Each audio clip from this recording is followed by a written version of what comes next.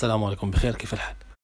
اليوم سنتحدث عن فترة الانتقالات، ونخصص هذا الفيديو للحديث عن صفقة انتقال الرجاء البيضاوي للاعب هلال الفردوسي الذي انتقل من المغرب التطواني إلى قلعة الرجاء العالمي. هو من بين صفقات الرجاء هذا الصيف لتدعيم الفريق وتغطية النقص الذي ظهر الموسم الماضي. مبروك لجماهير الرجاء التعاقد مع الفردوسي، ونتمنى مسيرة موفقة للاعب مع النسور، ويبقي بريقه الذي اعتدنا عليه في المغرب التطواني والتألق الذي شاهدناه الموسم الماضي.